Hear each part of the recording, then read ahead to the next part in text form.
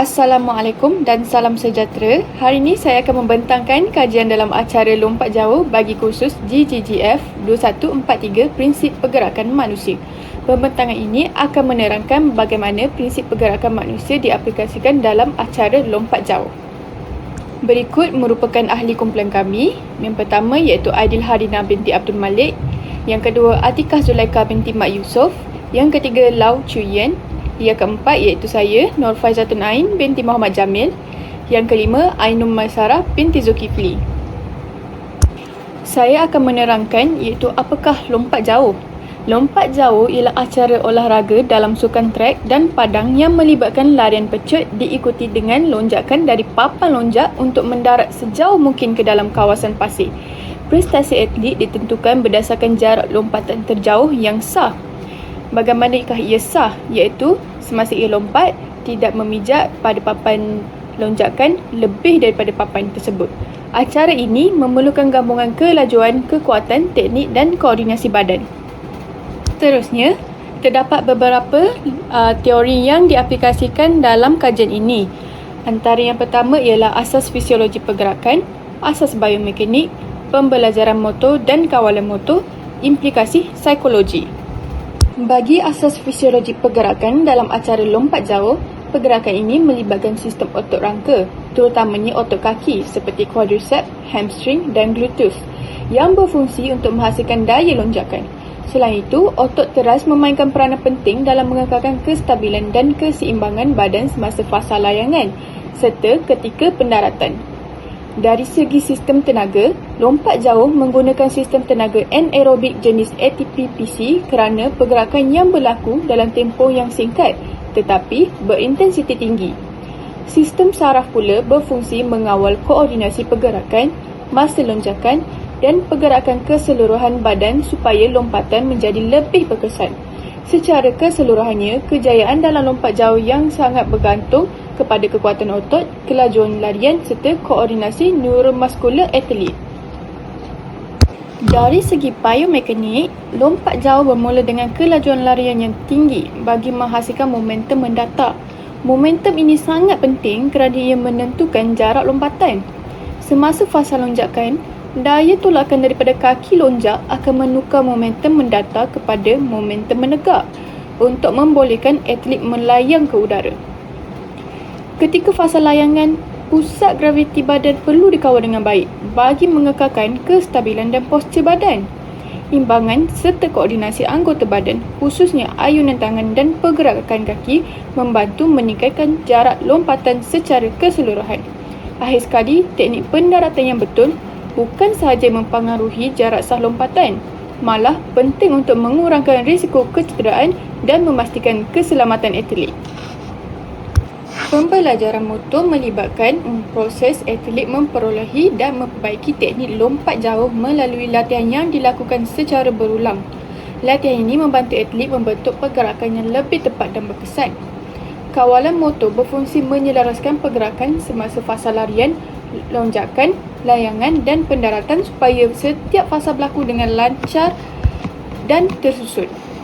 Latihan yang dijalankan secara berperingkat bermula daripada kemahiran asas kepada kemahiran lanjutan, membantu atlet menguasai teknik lompat jauh dengan lebih berkesan. Manakala koordinasi neuromuskular yang baik membolehkan otot dan saraf bekerjasama dengan lebih cekap sekaligus menghasilkan pergerakan yang konsisten. Apabila pergerakan telah menjadi automatik, atlet mampu melakukan lompatan dengan lebih pantas dan berkesan tanpa perlu berfikir secara sedar, terutamanya dalam situasi pertandingan. Dari segi implikasi psikologi, keyakinan diri atlet sangat mempengaruhi keberanian semasa fasa larian dan lonjakan. Atlet yang yakin biasanya lebih berani mengambil kelajuan maksimum dan melakukan lonjakan yang kuat. Selain itu, tumpuan atau fokus amat penting untuk memastikan masa lonjakan berlaku dengan tepat di papan lonjak. Gangguan fokus boleh menjejaskan jarak lompatan. Kawalan emosi pula membantu atlet mengurangkan tekanan dan kebimbangan semasa pertandingan, terutamanya apabila mempunyai beberapa percubaan sahaja. Motivasi yang tinggi meningkatkan komitmen atlet dalam latihan dan seterusnya memberi kesan positif terhadap prestasi semasa pertandingan. Pengurusan tekanan membolehkan atlet kekal tenang dan tidak gopok semasa melakukan setiap percubaan. Selain itu, visualisasi mental membantu atlet membayangkan teknik lompatan yang betul sebelum melakukan lompatan, sekaligus meningkatkan keyakinan dan kualiti pergerakan. Seterusnya ialah pre-test. Pertama, peserta diberi penerangan tentang apa yang akan dilaksanakan, langkah keselamatan dan cara melompat yang betul. Kedua, peserta melaksanakan aktiviti pemanasan badan bagi mengurangkan risiko kecederaan. Ketiga, peserta diberi peluang untuk melaksanakan 2 lompatan. Keempat, jarak lompatan akan diukur dengan menggunakan pita pengukur dan akan direkod menggunakan telefon. Kelima, teknik lompatan yang dilaksanakan oleh peserta akan diperhatikan bagi mengenal pasti latihan yang sesuai.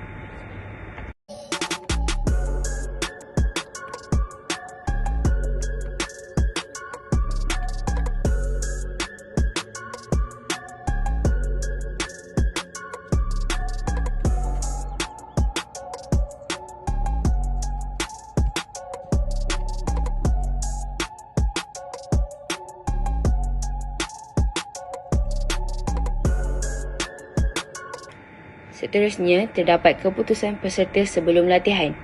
Pada percubaan pertama, Intan mendapatkan 2.4 meter, Damia mendapatkan 2.24 meter dan Dina mendapatkan 2.31 meter.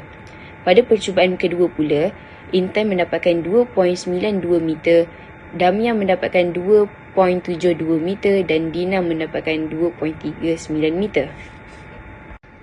Di sini terdapat 2 latihan yang kami sediakan, iaitu drill dan teknik. Seterusnya, video ini menunjukkan warm-up session. Tujuan warm-up adalah untuk mengelakkan kecederaan semasa melakukan aktiviti fizikal.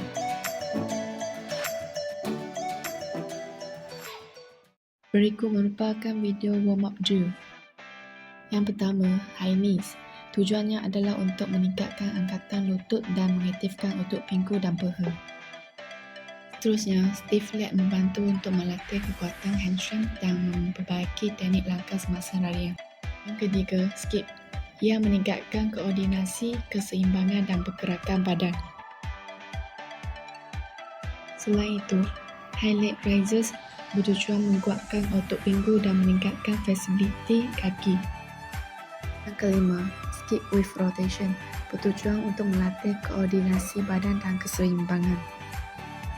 Jumping lunges bertujuan untuk meningkatkan kekuatan dan kuasa eksplosif otot kaki.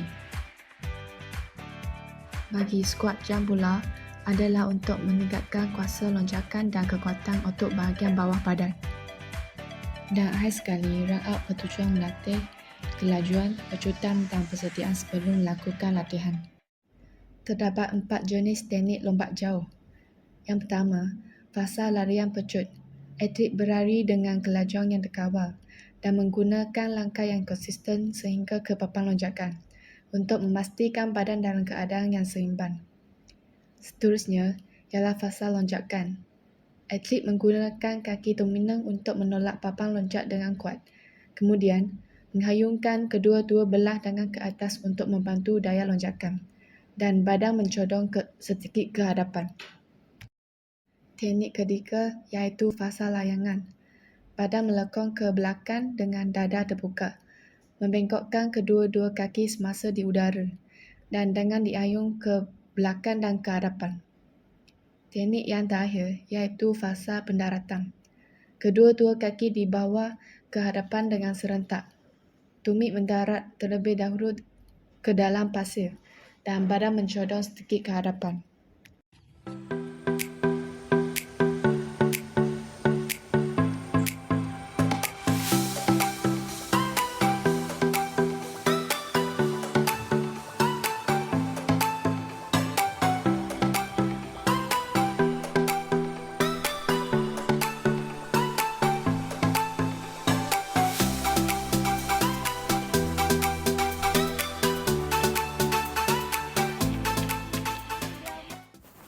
Baiklah, seterusnya peringkat post-test. Peserta Intan mencatat peningkatan jarak lompatan paling tinggi sejauh 1.15 meter. Peserta Damia menunjukkan peningkatan jarak lompatan sejauh 0.33 meter. Peserta Dina pula menunjukkan peningkatan jarak lompatan sejauh 0.08 meter. Dapatan ini menunjukkan bahawa latihan yang dirancang berdasarkan prinsip biomekanik, fisiologi dan pembelajaran motor dan kawalan motor adalah berkesan. Latihan yang dijalankan berjaya meningkatkan prestasi peserta dalam acara lompat jauh.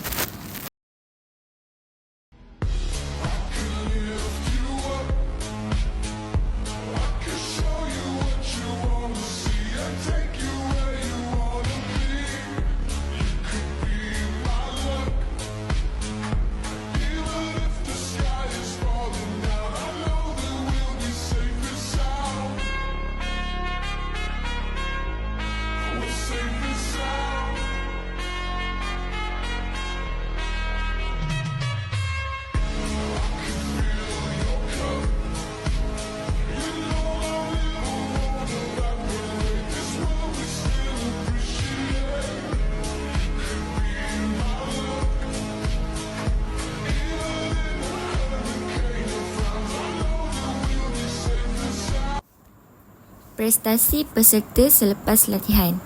Bagi peserta bernama Intan, percubaan pertama 2.92 meter, manakala percubaan kedua adalah 4.07 meter. Damia pula percubaan pertama 2.72 meter, manakala percubaan kedua 3.05 meter. Dina pula percubaan pertama 2.39 meter, manakala percubaan kedua adalah 3.01 meter. Analisis 3 situasi pergerakan. Analisis ini bertujuan untuk membandingkan 3 situasi pergerakan dalam acara lompat jauh berdasarkan tahap kemahiran atlet. Penekanan diberikan kepada perbezaan semasa fasa larian, fasa lonjakan, fasa layangan dan fasa pendaratan serta bagaimana faktor-faktor tersebut mempengaruhi prestasi lompatan. Analisis ini merangkumi yang pertama adalah atlet berprestasi tinggi dan yang kedua adalah atlet amatur. Dan yang berpandukan prinsip yang pertama adalah biomekanik, fisiologi pergerakan, pembelajaran kawalan motor.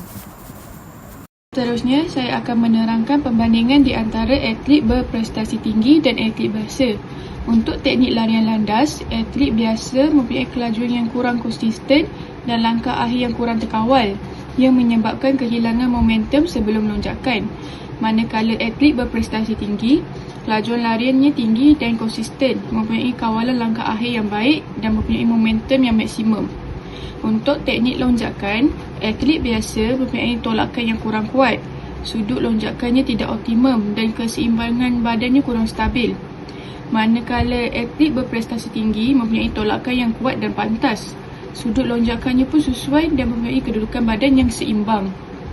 Untuk teknik pendaratan, atlet biasa pendaratannya kurang kemas, kaki dia tak lurus dan badannya agak cenderung ke belakang. Untuk atlet berprestasi tinggi, pendaratannya kemas, kakinya diluruskan ke hadapan dan mempunyai kawalan badan yang baik untuk memaksimumkan jarak lompatan.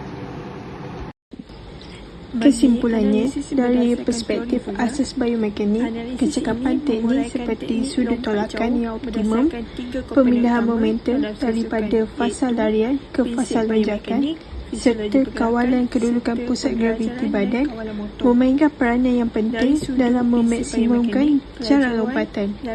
Keselarasan pergerakan anggota badan dan kestabilan badan semasa fasa terbang dan pendaratan juga membantu mengurangkan kehilangan jarak. Dalam konteks pembelajaran motor, penguasaan kemahiran lompat jauh berlaku melalui latihan berulang, maklum balas berterusan dan pembetulan teknik secara berperingkat. Proses ini membolehkan atlet membina pola pergerakan yang lebih automatik, konsisten dan cekap selaras dengan tahap kemahiran dan pengalaman mereka.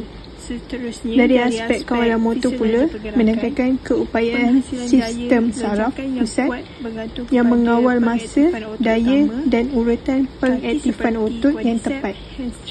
Kawalan yang baik memastikan peralihan fasa pergerakan berlaku secara lancar dan tepat, sekaligus meningkatkan ketepatan tolakan dan kestabilan pendaratan.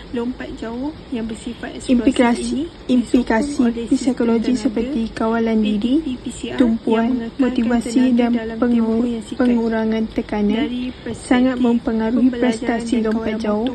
Keadaan mental yang positif membantu atlet mengekalkan fokus terhadap teknik dan mengurangkan kesilapan dan memaksimumkan potensi fizikal semasa pertandingan. Daripada jurulatih serta penggunaan analisis video dapat membantu atlet mengenal pasti dan membetulkan kesalahan teknik. Pengulangan teknik yang betul akan menghasilkan pergerakan yang konsisten, cekap dan automatik, sekaligus mengurangkan kesalahan semasa pijakan dan pendaratan. Secara keseluruhannya, prestasi lompat jauh yang optimum dapat dicapai melalui penggabungan prinsip biomekanik yang tepat, keupayaan fisiologi yang baik serta proses pembelajaran dan kawalan motor yang berkesan. Bagi implikasi terhadap prestasi dan pengajaran lompat jauh, dari segi implikasi terhadap prestasi, penguasaan teknik asas lompat jauh yang merangkumi fasa larian awalan, lonjakan, fasa udara dan pendaratan memainkan peranan yang penting dalam meningkatkan jarak serta kestabilan lompatan. Teknik yang betul membolehkan atlet menggunakan tenaga yang lebih cekap dan mengurangkan kesalahan semasa perlakuan lompatan.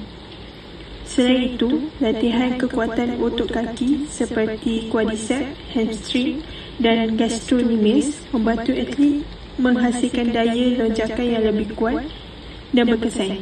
Kekuatan otot yang baik menyumbang kepada pemindahan momentum yang optimum semasa fasa lonjakan. Dari sudut pembelajaran pergerakan, latihan yang berstruktur dan dilakukan secara berulang dapat meningkatkan koordinasi imbangan badan serta kawalan pergerakan atlet.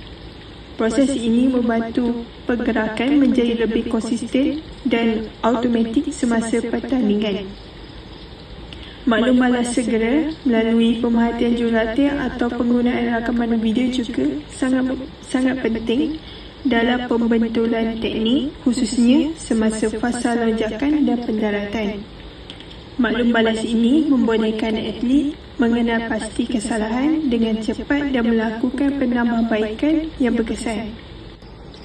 Kesimpulannya, dari perspektif asas biomekanik, kecekapan teknik seperti sudut tolakan yang optimum, pemindahan momentum daripada fasa larian ke fasa lonjakan, serta kawalan kedudukan pusat graviti badan memainkan peranan yang penting dalam memaksimumkan jarak lompatan, keselarasan pergerakan anggota badan dan kestabilan badan semasa fasa terbang dan pendaratan juga membantu mengurangkan kehilangan jarak. Dalam konteks pembelajaran motor, penguasaan kemahiran lompat jauh berlaku melalui latihan berulang, maklum balas berterusan dan pembetulan teknik secara berperingkat. Proses ini membolehkan atlet membina pola pergerakan yang lebih automatik, konsisten dan cekap selaras dengan tahap kemahiran dan pengalaman mereka. Dari aspek kawalan motor pula, menekankan keupayaan sistem saraf pusat yang mengawal masa, daya dan urutan pengaktifan otot yang tepat. Kawalan yang baik memastikan peralihan fasa pergerakan berlaku secara lancar dan tepat, sekaligus meningkatkan ketepatan tolakan dan kestabilan pendaratan. Implikasi psikologi seperti kawalan diri, tumpuan, motivasi dan pengurangan tekanan sangat mempengaruhi prestasi lompat jauh. Keadaan mental yang positif membantu atlet mengekalkan fokus terhadap teknik dan mengurangkan kesilapan dan memaksimumkan potensi fizikal semasa pertandingan.